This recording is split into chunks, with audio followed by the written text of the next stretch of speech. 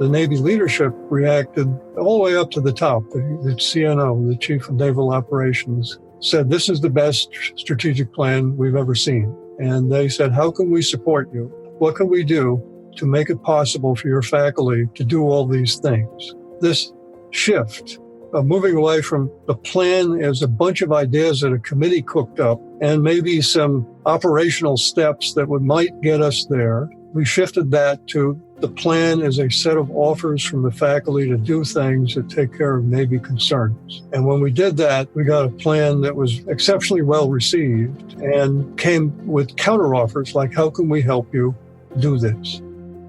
See where you're making offers, where other people are making offers, and you will be surprised at how few people are actually making offers and what kind of power you have when you make offers. The last time Peter Denning was here, he introduced us to a simple and transformational bit of writing, the Beginner's Creed. And just as that bit of text served to transform the experience of learning for so many of us, and of his computer science grad students at the Naval Postgraduate School in Monterey, California, so does his message today have the ability to transform the way we work together to create. Peter sits down with Howard Teibel to talk about innovation.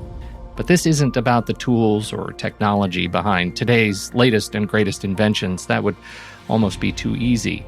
Instead, Peter and Howard break down the nature of the promises we make to one another, our offers to others, and our ability to deliver on them.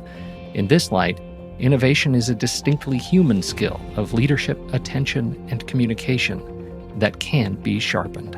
And now, Howard Teibel, with Distinguished Professor of Computer Science at the Naval Postgraduate School in Monterey, Peter Denning.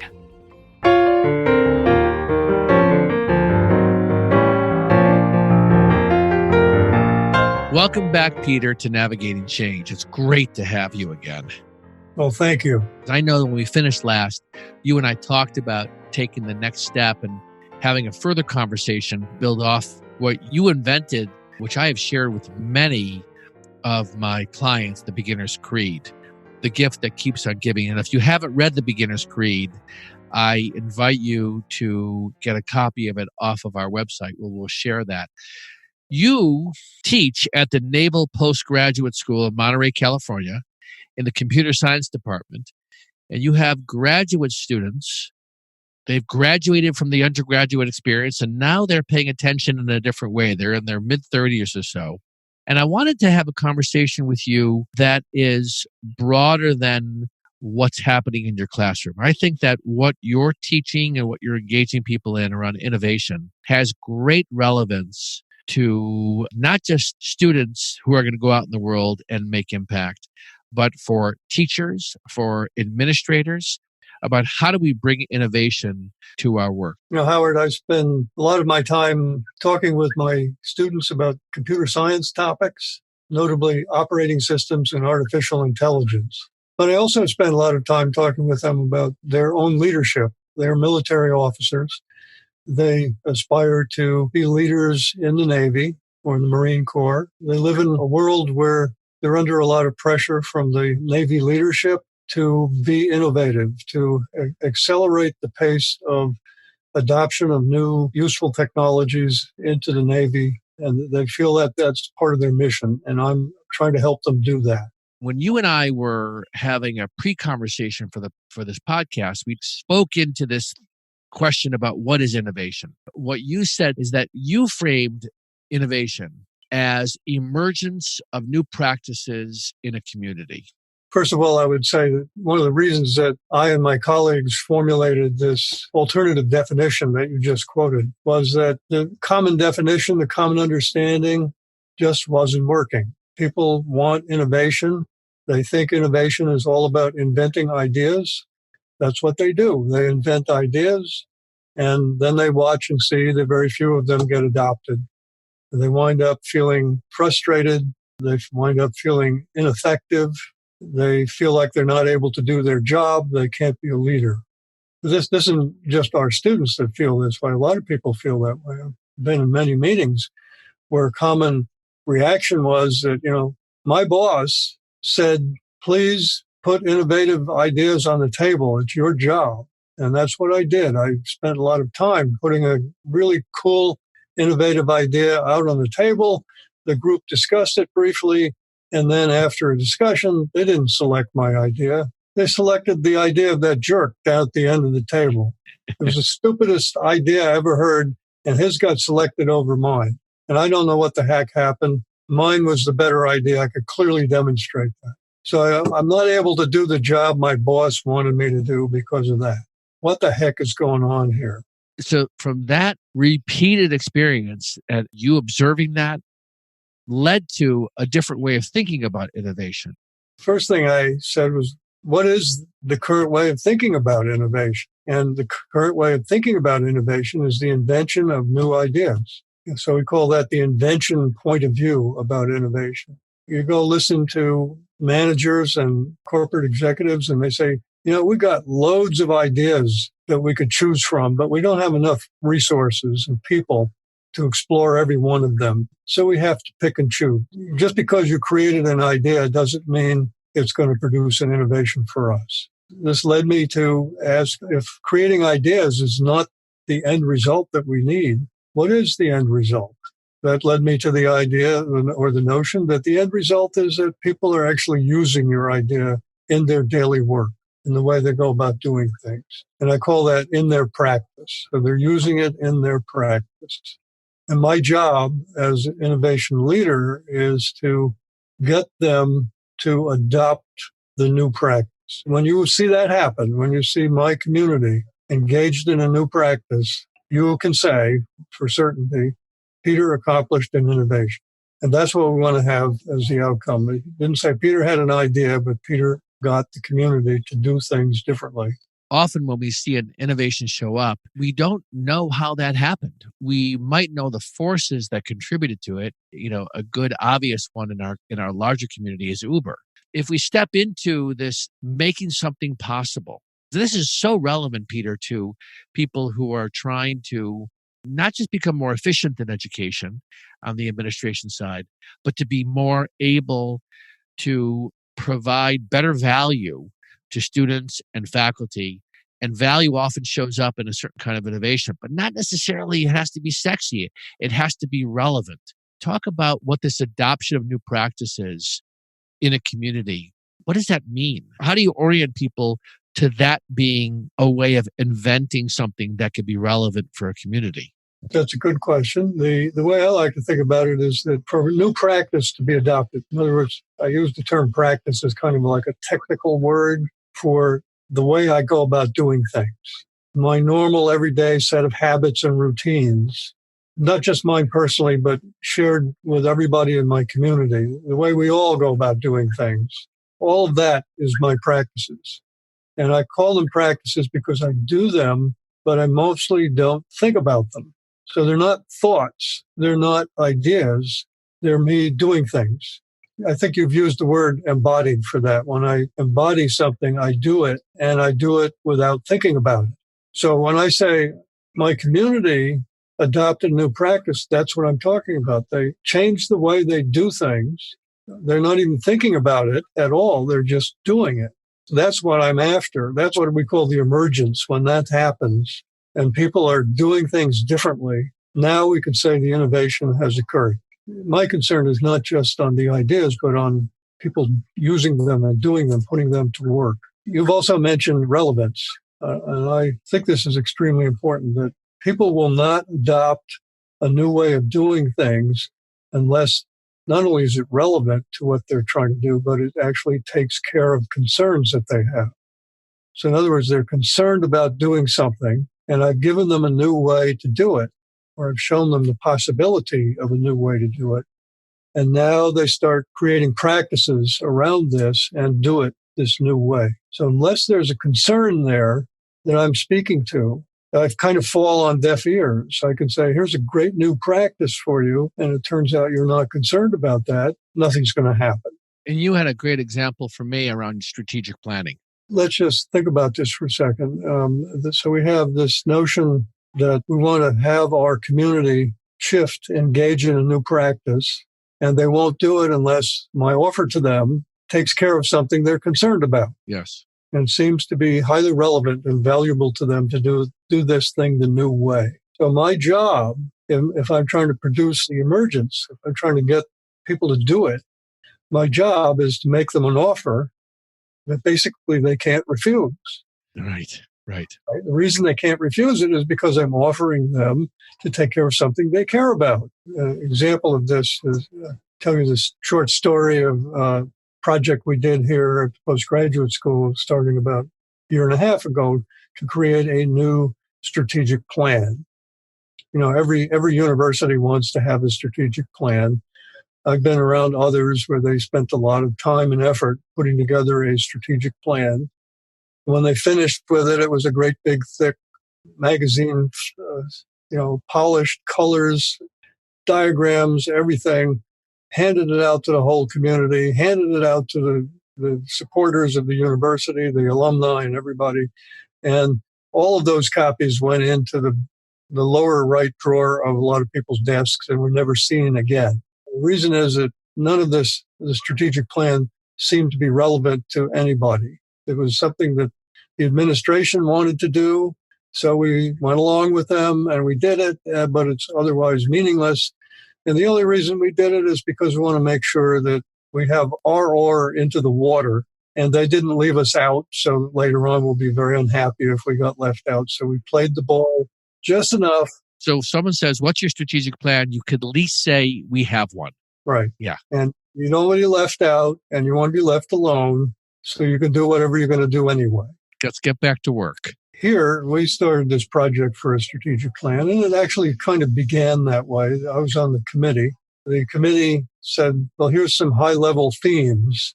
For example, artificial intelligence in weapon systems.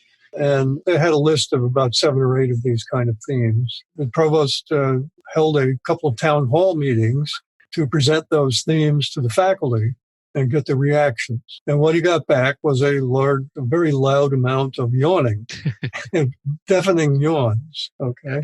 He wants a strategic plan that the faculty are going to embrace, which everybody wants. So we got back in the meeting, and I said, what's missing here is we're not making offers. And we, as the community of the faculty, you're not asking us to make offers to the Navy.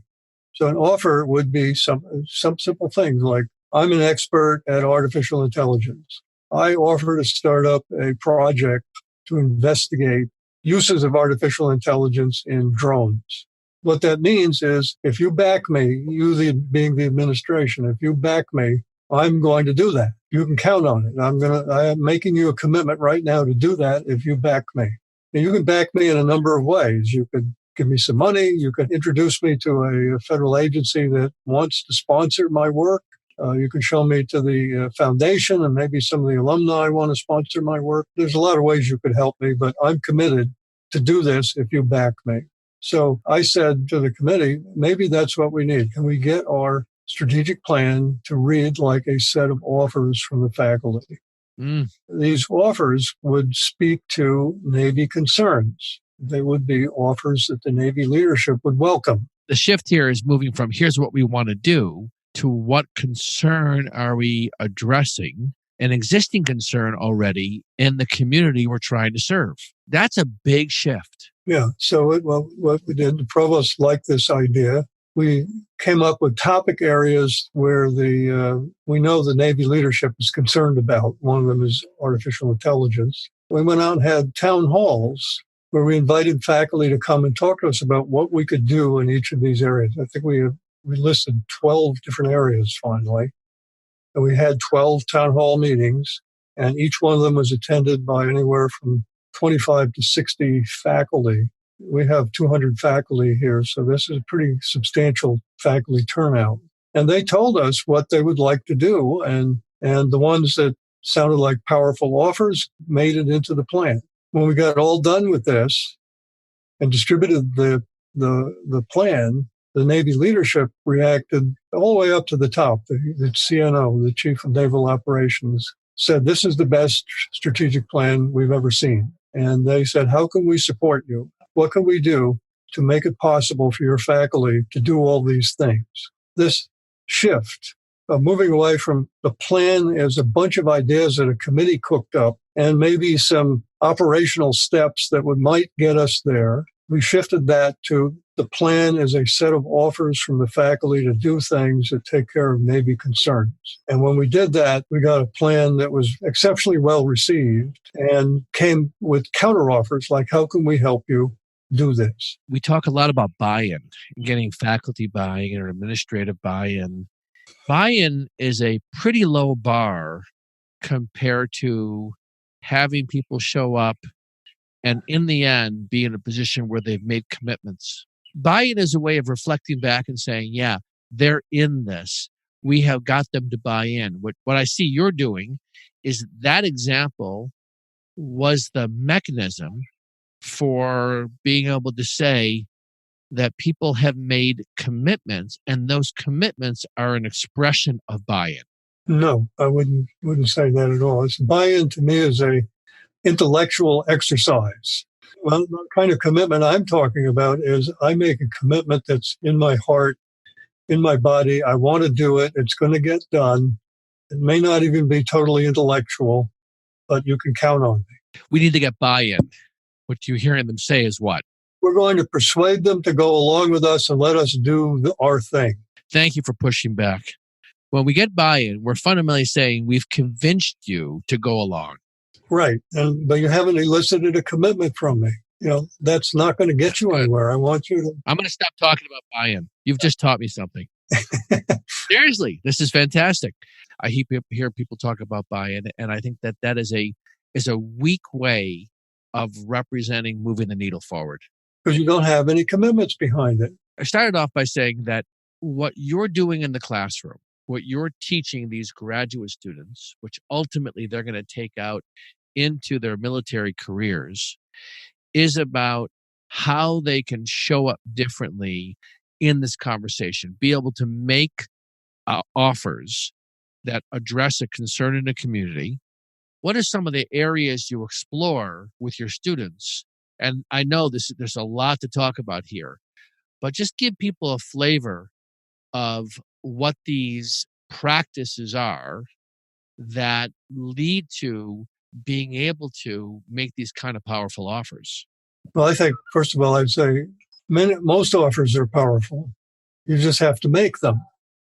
One thing that surprises me is the large-scale amount of reluctance that I see. People come into meetings or they come into the groups and they are reluctant to make offers. And I think that they're reluctant to make offers because they are somewhere afraid that there's a commitment or responsibility attached to making the offer. If somebody accepts their offer, they're on the line. They've got to do something. Not sure that they want to make that commitment, so they don't make an offer. They'll make sort of bland statements like, it would be good if we recommended so-and-so, or it would be good if somebody did such and such.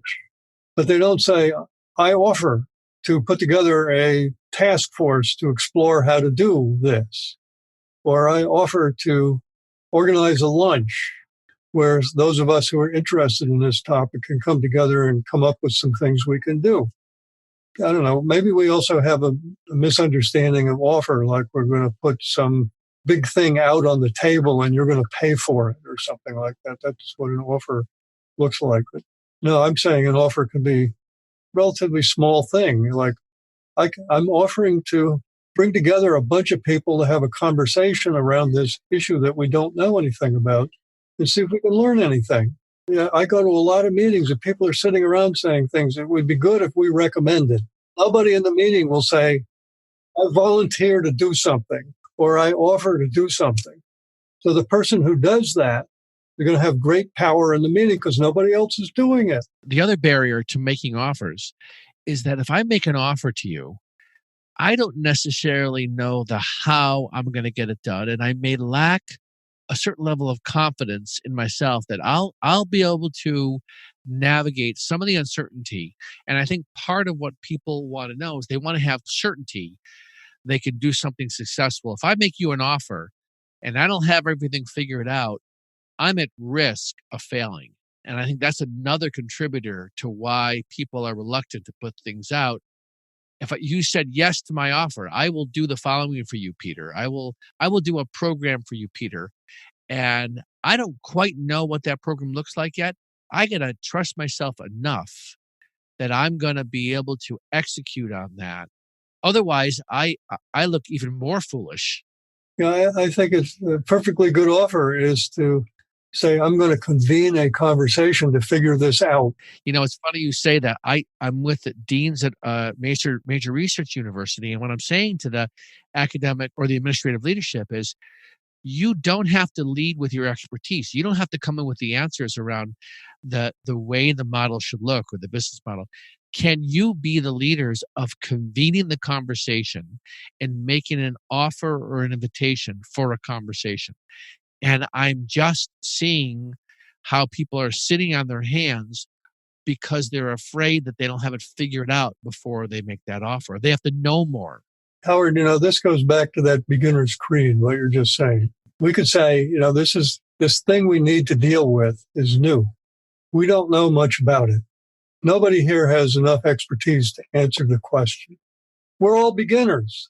So let's get together as beginners and have a conversation, see if we could figure this out. Yeah, but on the academic and administrative side, yeah, I'm sure you've seen it, to be able to tell somebody, look at them straight in the eye and say, can we acknowledge in this area we're beginners? That is a hard thing unless you have deep trust. People don't want to admit that in a public way. Mm-hmm. It takes the lid off of this way that we're pretending that our expertise is everything. And I've struggled with how to have that kind of conversations, for example, with a set of deans or with a group of faculty. Can we take off our expertise hat for a minute and recognize we're beginners in how we're going to navigate this problem? People often don't want to step into that conversation. So I'm curious how you get people to open up around that. The simplest thing I could think of is say, I want to learn about this. I'm going to bring some people who are knowledgeable about this. We're going to have a conversation together, and the purpose of it is I'm going to learn something. I'm not declaring myself to be the expert who wants to teach you something. I'm not declaring myself to be the expert who wants to inform you about something. I'm saying, I want you to help me understand something, then you know more about it than I do. People like that. So they're willing to have that conversation because I'm not threatening them. I'm not trying to upstage them. I'm not trying to claim my expertise is better than their expertise or anything like this. I'm simply saying, I want to try and figure something out. I need your help. You guys know a lot about this. I think we put our heads together, we can come up with something good. A colleague of ours, Lampros Fastis, once said to me in a meeting with a group we were working with, can we have a conversation about something? This is to the group where it's okay that nothing comes out of it. Mm-hmm. Because I think in the background, people are evaluating whether they're going to participate in something with, I'm only going to participate in something if I can see the outcome, right? But maybe we have to give ourselves permission to be in conversations where it is really okay that in the end, nothing came out of it, except we learned this is where it took us, or it didn't take us anywhere. And I think it's something that's interesting because that's about giving ourselves permission to be in conversations that could end up being irrelevant. Mm-hmm. What are the 8 practices that you teach in your program?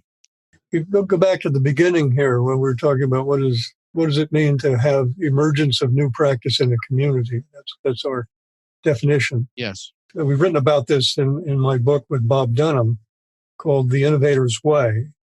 And there we talked about 8 essential practices that the innovation leaders actually engage in order to bring about adoption. Okay. And I could just rattle off their names for you.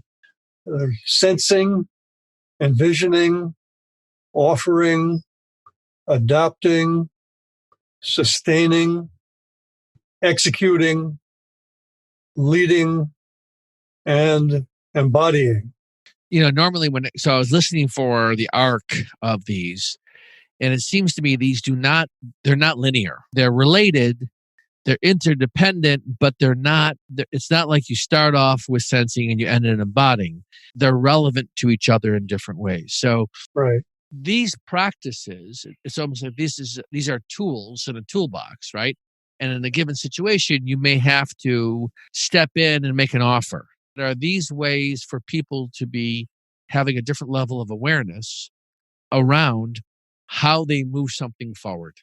I call them navigational skills. Yes. With these skills, we know we have a general idea where we want to get to.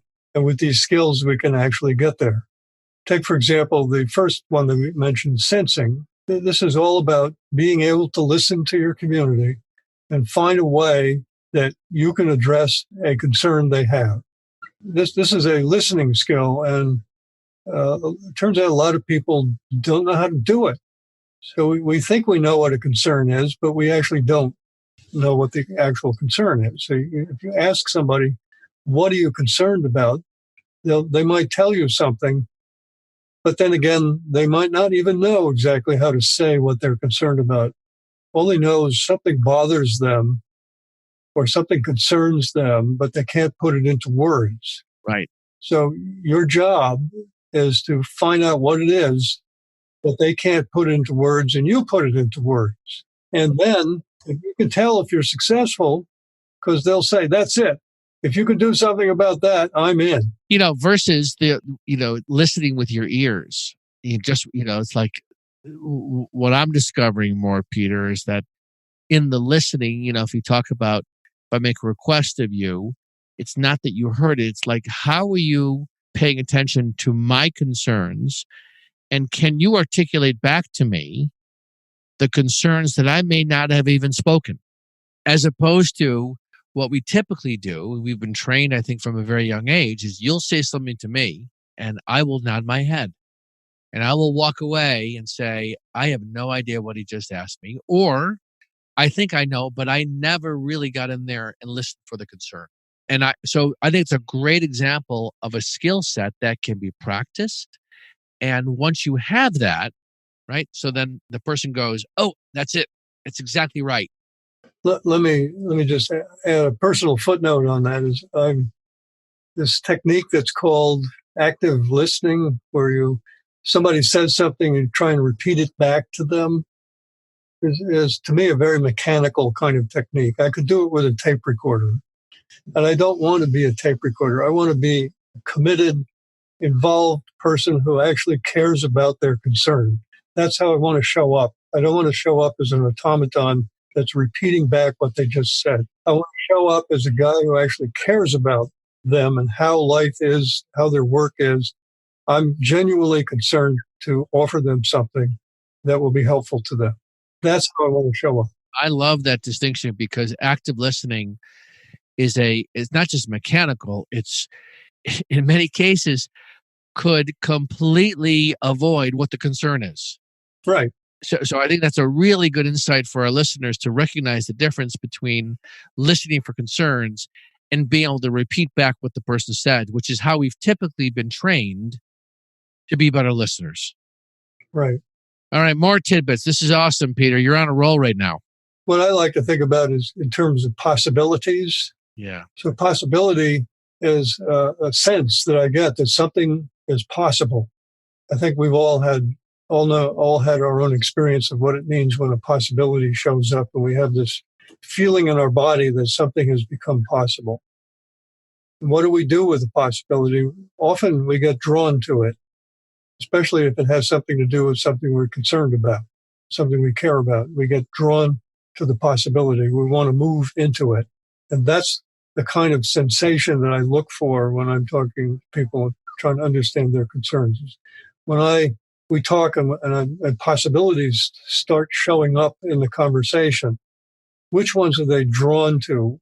And those are the possibilities I want to work with. I don't want to work with possibilities that don't draw anybody to them. The conversation may expose possibilities that I didn't even suspect. I try and let myself be completely open to that. Like, oh, there's something these guys want to have happen. And I think I can help them do that. And it takes care of my interest in helping them do it.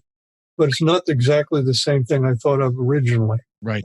developing this art, if you will, of being able to listen for when possibilities show up and when are they attracting you to move into them. And more importantly, when are they attracting your community members to move into them? And do you have a mutual attraction? Does this possibility bring all of us towards it? And when that happens, we're onto something. There's something we can work with. So let's try and work with that. I'm struck by this, the role of the leader in this. Because very often I see that if you train them to have good conversations in a group and train them to listen for concerns and tell them we're not going to solve today, but really going to navigate a conversation and see what can allow the value to emerge. Mm-hmm. That often doesn't lead to action. And what I see often stopping is that we have leaders who are in the room who don't know when to say, all right, now we're ready to move forward. This has been a great conversation. Are we ready to move forward? And when that person exercises that move, that allows us to recognize we've got something and now we're ready to take action. And in much of my work with leaders and with their teams, there's a strong focus on trying to get as many voices on the table to speak up and just looking for what should I move forward with where I will likely have the greatest amount of agreement. And we often don't even get to that move of where a leader is willing to make a declaration. I've heard everything. It's been a fantastic conversation. Let's move this forward. What's your sense of the leader's role in moving from sensing all the way to adoption? I have an answer that depends on my having been in a lot of faculty meetings. Now, I don't know whether that's a typical audience. Faculty meetings are always rather difficult. But what I find is I'm listening in the meeting from where the possibilities are that people want to gather around. The only way I can bring that out often is to literally go around the table and point to each person and say, well, what do you think? A lot of them will speak up, and some of them can be very eloquent, but they don't speak up on their own unless you create the opening for them to speak up. And that's not just faculty meetings. Yeah. Now that everybody's had a chance to speak, you actually get a really good sense of where the possibilities are. You need to sometimes explicitly go around the table, look the person in the eye, each person, and say, what do you think? Yeah. And once you've done that, there's still a move that you need to make, which is, all right, now what? Once I'm pretty sure, I'll say something like, looks like this, here's a possibility we can work on. And the people nod their heads. Yeah. Okay. And I said, so let's work on this one. And I might, depending on who's going to take responsibility, it might be, I'm going to take responsibility to convene a subgroup of this faculty to look into this issue and report back to us. Or I might go a little further. I might say, does anybody volunteer to lead that subgroup? Right. Somebody might raise their hand and say, fine, you are the chair of the subcommittee. So what I'm trying to do is produce actions. So I can do that. I can make a declaration about what direction we might head. I can make a request to somebody, would you be the chair of the subgroup to look into this for us? I can make an offer myself to do it. I'll convene the subgroup to look into this. A lot of moves I can make, but every one of them is a move that carries a commitment by somebody with it. So it's either me making a commitment or somebody in the group making a commitment. And that's where the action comes from, is they make the commitment and say, I will do it, and it comes to happen.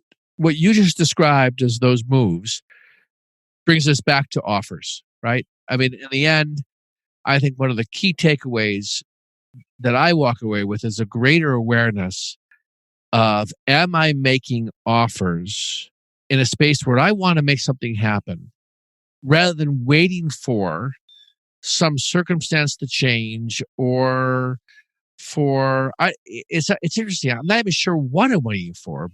And you're right. We all could be, if we're paying attention, could be making more offers. And my sense is the more we do this, the more we realize that this is how we can move things forward. People can always decline, But I think not only are you onto something, this is a missing skill that most people don't have in the workplace, is recognizing the power they have to make offers, even if it's as small as, I will organize the lunch. You said to me the other day, Yeah. start with, I will organize the lunch. And next thing you know, down the road, you're looking back and saying, I'm the COO, or I'm the second in command, because I kept demonstrating my capacity to make offers and executing on them. So we were talking a little bit about power. It's a wonderful way to build power in a group, Yes. is to make offers. It could be really simple things. Like, I'll organize a lunch. I'll bring some crackers and cookies or something. I'll call up a certain person and ask him if he'll come and be a speaker at our seminar. All these things, these seemingly little things, they're easy to do, but you're making an offer. And when you fulfill on it, you've just won a few credibility points with your group or with your boss. And before long, you've accumulated some power. And you might wind up, as you just pointed out, being the deputy of the group or something like that, or second in command. Right. And you look back on it and say, well, how did you get there? Well, I just kept making offers and kept accepting them. And the next thing you know, here I am. The third person that's looking in, the management consultant, might say, well, this person built social power by making and fulfilling offers. Yes. So that's kind of a detached intellectual description. Right. But I'm talking about the person feels involved and keeps willingly raise their hand to offer to do things. And in the process, because nobody else is raising their hand, they wind up being taken as the guy who gets something done. And that's what a leader does, is a person who gets something done. We started about innovation. People say there's misconception about innovation. I think it's more like we have different views about what innovation is. And often we look at innovation as things that show up in the world, like Uber or Airbnb, and we can point to Amazon. But I think what you've done is you've framed innovation as a way that you can, as an individual, as a group, start to move things forward. And it doesn't live in the object. It lives in the development and adoption of these new ways of showing up or practices. And the innovation is what it is. It could be small, it could be large, but this is more about the habits that we're developing, not the objects that we're creating. My way of looking at it, the objects are tools that support practices. And so, when I present you with a new tool, it may open up a possibility for you that wasn't there before, and you might start using the tool because you're interested in that possibility. So you change your practice in order to be able to reach the possibility, and the tool is helping you get there. That's fascinating. Then you think about Airbnb. Airbnb is the object, but the practice is how we, a practice of taking vacations, right? Okay. And Airbnb is an example of a tool that we can use as part of that practice of mobility and taking vacations. So the Airbnb platform is a tool. Yes. The practice is the making of and engaging in these exchange transactions, the back and forth offers between somebody who wants to rent and somebody who has a place to rent.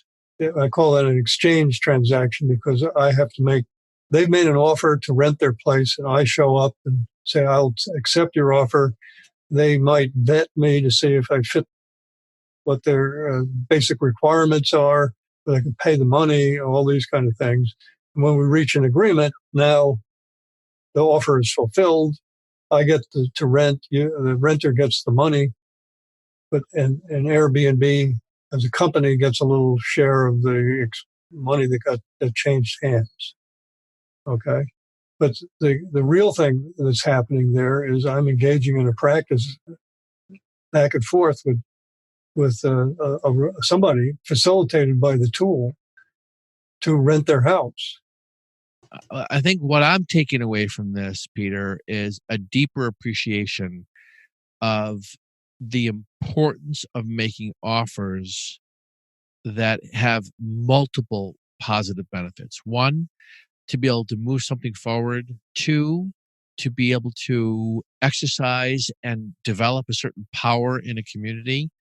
And three, to remind myself that it should be focused on, or maybe always on, offers that are addressing not just a concern that I have in my head, but a concern that exists in a community. And what you have done for me in this conversation is something I knew of, but you have a way of expressing it simply, and it's something that I think we can all take into our worlds and explore more with others. So that's a key thing that's top of mind for me, and also the distinction between the innovation as objects, as opposed to the innovation as inventing new practices that lead to something showing up differently in the world, which is things like Uber and so on. So those are my takeaways.